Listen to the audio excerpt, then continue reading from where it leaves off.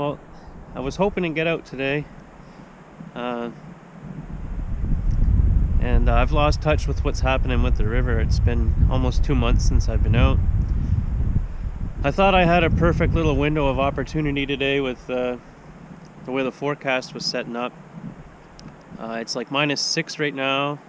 It's been minus double digits for as long as I can remember, and we've got a couple, almost 2 feet of snow this winter, and there's another foot on the way in the middle of this week coming up. But I had a little window today. Unfortunately, the conditions didn't line up.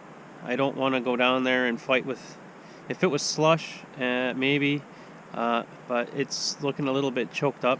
Even if I hook into a fish, I think the way the ice flow is, it's going to be a bit of an issue, and for just having this short window of time, I don't really want to fight with these conditions. So I'm going to go pop around. Hopefully it'll be an option for tomorrow. It looks like at least the shoreline is still somewhat safe. There's not too much of an ice shelf yet, but that might be in the works. Lake Erie's about 80%, probably over 80% frozen now, so at least the clarity would be stable. Now it's just a matter of finding some conditions where the whirlpool's not choked up with ice. So I'm going to go wet a line somewhere else, hopefully, and then maybe get back down here tomorrow. This is kind of, -6 is kind of the upper range of what I like to fish. The eyes and the line and everything, they work against you when it gets to this temperature, and it can get a little bit frustrating quickly at this temperature. So maybe tomorrow will be a better option, but I'm not going to rush down here, especially if it's just going to be choked out with ice and slush again.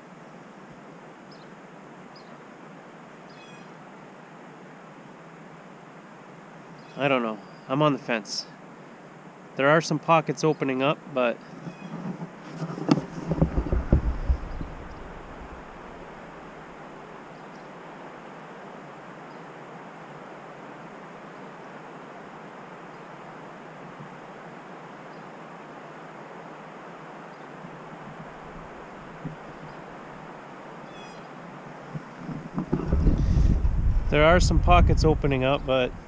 I don't know if it's worth the hike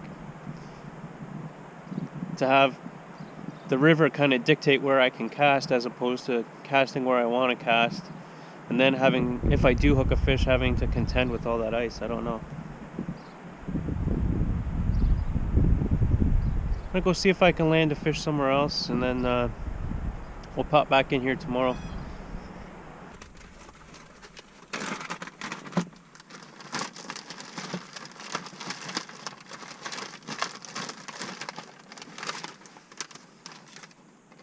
Okay, with the Lake Erie freezing over and the water being stable, eventually the clarity is going to be 5, 6, 7 plus feet, and I struggle with my confidence when the clarity is really high fishing from shore on the Niagara.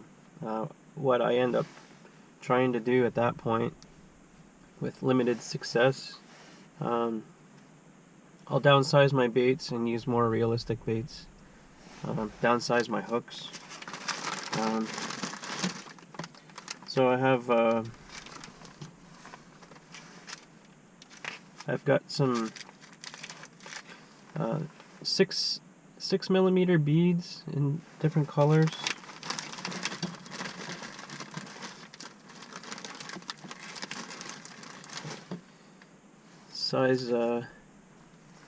Size 8 hooks.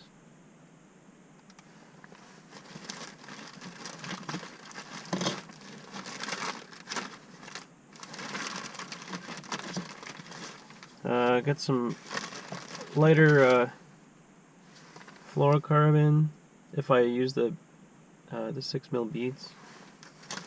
Drop down the leader size.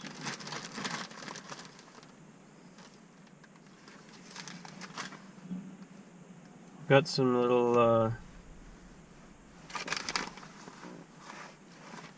marabou. Some little marabou jigs that'll look fairly lifelike. Got some really small streamers I might try.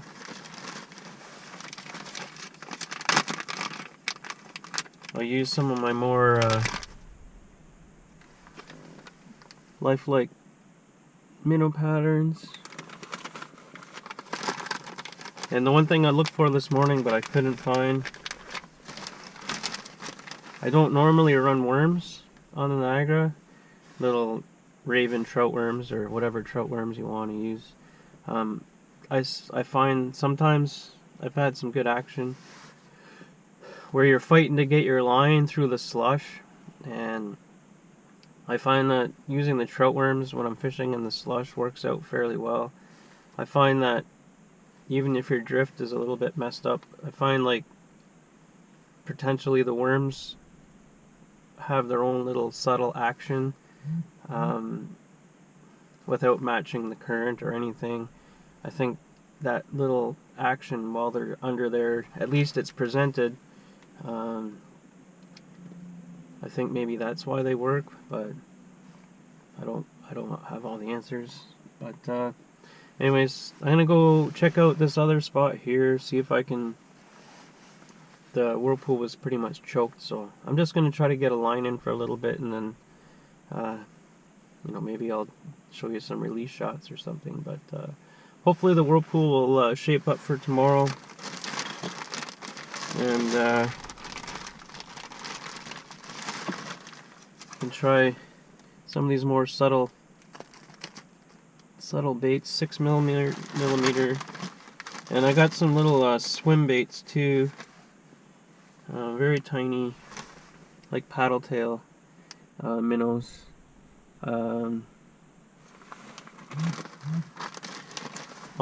Hopefully I can spot some sort of bait in the water and try to match it, and if I can't, then I'll just stick with the most lifelike things that I can find.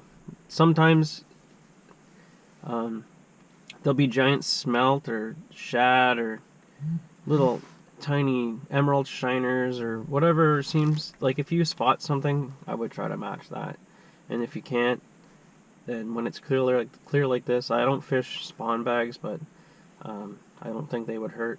Definitely wouldn't hurt, but I just stick with beads and minnows and jigs and streamers and things. So I'll just see what I can see, and then we'll go from there.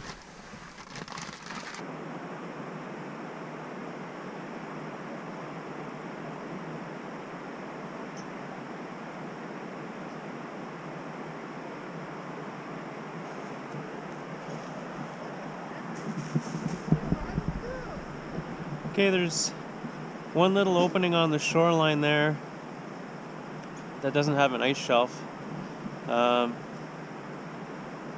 it's at the beginning of a decent drift, so I might drive over to the parking lot, and if it looks like there's no anglers on their way down, then I might try to go scoop up that drift and give it a once over. So this is the day after yesterday, where I didn't think this was going to be an option for me.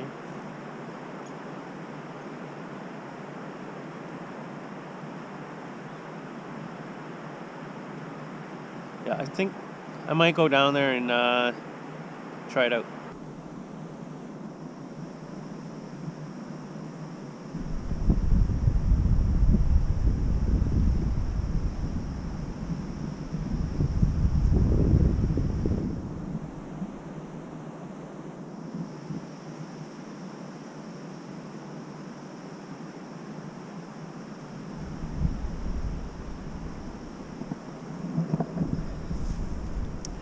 When I see the river like this, I think colored fish and Lakers. I'd take either of them at this point, but I'm gonna go see if I can get a float out and drop it. It's gonna be interesting either way.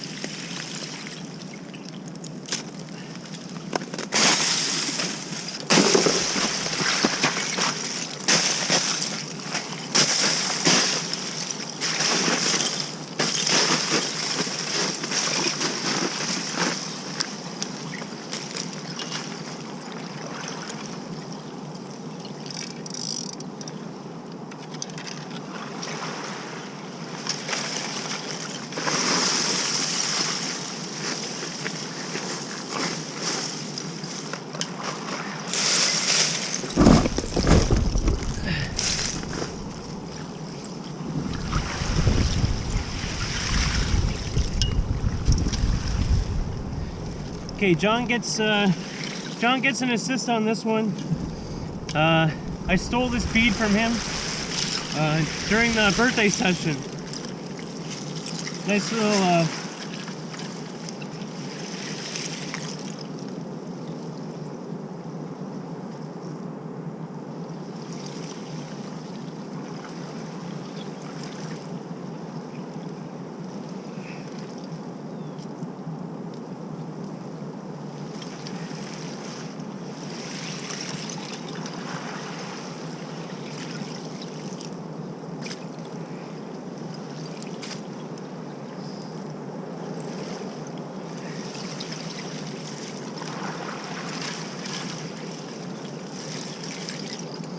nice little peach bead right in the corner of the mouth.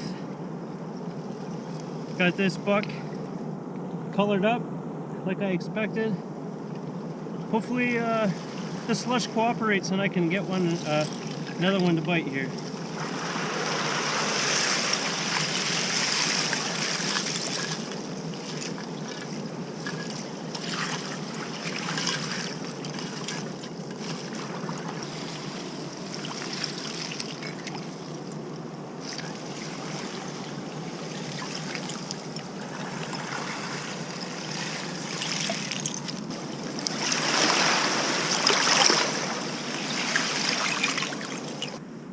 I was having a hard time getting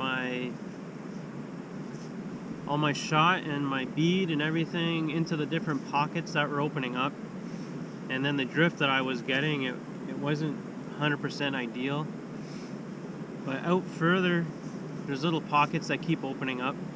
So I rigged up my second rod, and I'm gonna try to drop a minnow down through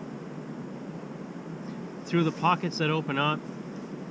My only fear with the minnow is that this jig hook is probably going to grab some more ice as I'm reeling in between casts, so we'll see how this works out. I'm hoping to just grab one more fish and then maybe call it a day, but I'm pretty confident I'm going to grab one more fish on the minnow if I can get a couple good drifts in before the slush really packs the whirlpool full.